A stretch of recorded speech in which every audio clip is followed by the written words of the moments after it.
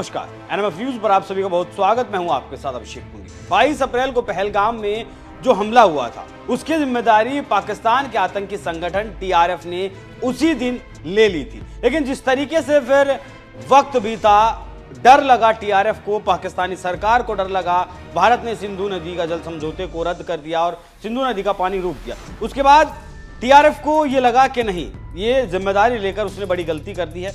तभी एक लेटर जारी किया गया टीआरएफ की तरफ से और कहा गया कि हमारी जो वेबसाइट है उसे हैक कर लिया गया था और हमने कभी भी इस हमले की जिम्मेदारी नहीं ली और ना ही ये हमला हमने किया है। इस संगठन के बारे में अगर आपको बताऊं तो आंतरिक जो सूत्र हैं वो बताते हैं कि फिलहाल पाकिस्तानी जो सेना प्रमुख है असम मुनीर, उसी का ये संगठन है और वही इंसान इस संगठन को चलाता है, जिसे लेकर अब भारत यूएन में पहुंचा है। पहलगाम में जो आतंकवादी हमला हुआ उसके सबूत भारत ने यूएन में दिए हैं और टीआरएफ को पूरी तरीके से बैन करने की मांग यूएन में की गई है। यूएन में क्या कुछ कहा हुआ वो मैं आपको बताता हूं।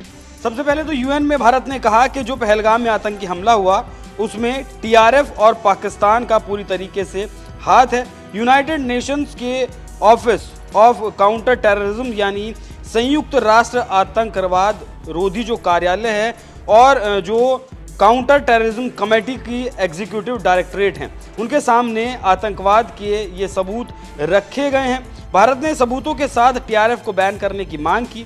भारत ने यूएन की कमेटी में ये बताया कि टीआरएफ एक आतंकवादी संगठन है जो लश्कर तैयबा से जुड़ा हुआ है। उसके बाद भारतीय टीम ने संयुक्त राष्ट्र आतंकवाद रोधी कार्यालय और आतंकवाद रोधी समिति कार्यकारी निर्देशालय के प्रतिनिधियों से भी मुलाकात की। भारतीय टीम का मकसद है कि जो जैश ने मुखौटा बनाया हुआ है टीआरएफ को, इसे ग्लोबली आतंकी संगठन घोषित करवाया जाए और फिर उसके ऊपर बैन लगवाया जाए।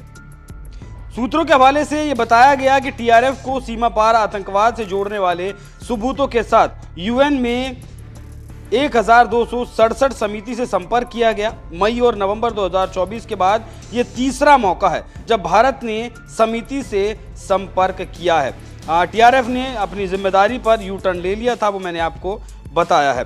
पहलगाम के हमले में 26 लोग मारे गए थे, जिसके बाद टीआरएफ ने इसकी जिम्मेदारी ली थी। उसके बाद भारत ने ऑपरेशन सिंदूर लॉन्च किया। 9 मई की रात को आतंकवादियों के 9 ठिकानों पर हमला किया गया, मिसाइलों से, ड्रोन से, जिसमें 100 से ज्यादा आतंकवादियों का खात्मा कर दिया गया। हालांकि उसके बाद पाकिस्तानी सेना ने इसे ईगो पर लिया और भारतीय सेना की एयरबेसेस को, आम जनता को टारगेट करने की कोशिश की, लेकिन उसके बदले में भी पाकिस्तानी सेना को एक बड़ा मुआवजा भरना पड़ा। भारत की सेना ने लगभग 13 जगहों पर हमला किया, जिसमें पाकिस्तान की एयरबेस शामिल थे, जो रडार सिस्टम थे वो शामिल थे और जो भंडार गृह हथियारों के पाकिस्तान के हैं वो शामिल थे। सेना ने बाकायदा सैटेलाइट इमेज से इस बात की तस्दीक की। दुनिया ने भी उन तस्वीरों को दिखाया गया किस तरीके से भारत ने पाकिस्तानी सेना के एयरबेसेस को तबाह किया। तो भारत सरकार की तरफ से ये बड़ा कदम है। यूएन में टीआरएफ को बैन करवाने की मांग की गई है। अब देखना होगा कि यूएन में इस पर क्या कुछ कार्रवाई होती है।